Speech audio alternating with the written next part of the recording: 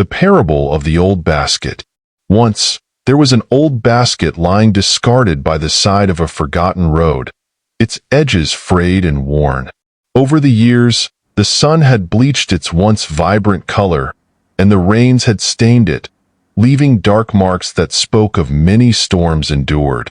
Every day, it sat there, abandoned and ignored, surrounded by the harsh whispers of wind and dust, witnessing the comings and goings of life, yet untouched by the hands of care. The basket had once been useful, once filled with fresh fruit, bread, and flowers, carried with pride by the family who once owned it.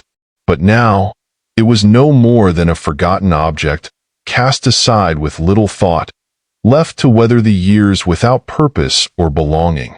For seasons, it had sat in the same spot, baking in the heat of summer and shivering in the cold of winter. The road had changed. New houses had sprung up, and people had come and gone, but the old basket remained. It had become a part of the landscape, a symbol of neglect, its usefulness now only a distant memory. One quiet afternoon, an elderly beggar passed by, her steps slow and deliberate, her face weathered by the years, her eyes tired from the long road she had traveled. She stopped when she saw the basket. She knelt down beside it, brushing the dirt from its surface, her fingers tracing the rough, worn texture. "Why are you here, old basket?" she whispered, as if speaking to a friend long lost. To her surprise, the basket seemed to respond. A soft, creaking sound came from its woven body, almost as if it were sighing. And then, the basket spoke, its voice faint, like a memory trying to find its voice again. "I was once loved," it said, its voice filled with a deep sadness. "I was once a treasure, cherished and adored by the richest family in this village. I was new then, vibrant, strong, and full of promise. I was their favorite. When they went shopping for fruits and vegetables, they would fill me with the most delicious produce.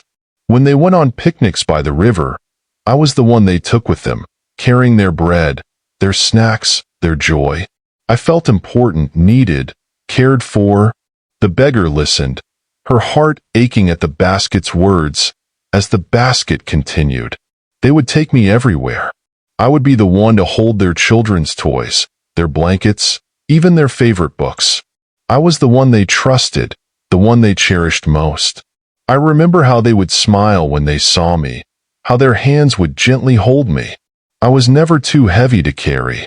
I was always just right." The basket paused, and for a moment, there was silence.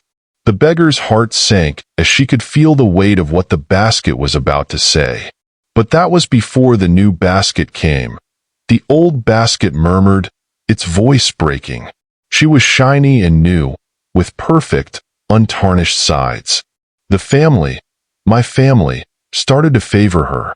They took her on their outings, gave her the best fruits, the nicest flowers. They filled her with everything that was precious. And I was left behind. Slowly, I was set aside. They told me I was old, that I wasn't as strong as the new one. I was discarded and forgotten. The beggar's eyes filled with tears, her heart heavy with the sorrow of the basket's story. She could see it clearly now. The basket that had once been so full of life, now left to rot in the dirt. The basket's voice grew softer. "Every day I watched them take her out, watched as she was used and loved. And I remained here, alone, forgotten." The beggar gently lifted the basket, her hands tender, as if cradling an old friend. "But you still have value," she whispered. "You may be worn, but you're not worthless. You have held so many things that were important once. You have memories of laughter, of joy, of life that is precious. Your worth is not measured by how new or shiny you are. It's in the lives you've touched, in the things you've carried."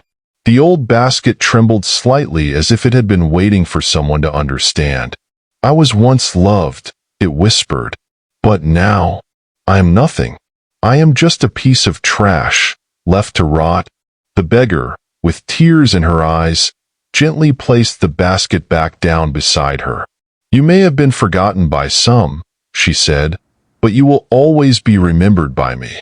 And as long as I am here, you will never be left alone."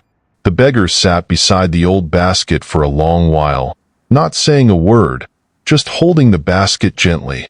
She understood the pain of being discarded, of being forgotten. She understood what it felt like to be replaced. And though the basket had seen its usefulness fade, in that moment, it realized something profound. It wasn't about how new or shiny it was. Its worth wasn't in its condition, but in its purpose, in the memories it carried, and in the kindness of a stranger who saw beyond the surface. In that quiet moment, the old basket understood that, like all things, it had a cycle. It had once been loved, and though time had aged it, it still carried value. The beggar's compassion reminded it that it wasn't the world's judgment that mattered, but the love and recognition we give to each other, especially in times of brokenness and neglect. Every worn object, every forgotten thing, has a story to tell, and those stories are valuable. We all experience times when we feel discarded, forgotten, or replaced. But it is in these moments that we must remember. Our worth is not determined by how new, shiny, or perfect we are. It is the love we give, the memories we create, and the purpose we carry that defines our true value. Even the old, the worn, and the broken still have a place in this world. And sometimes, all it takes is one person to see that value and remind us of who we truly are.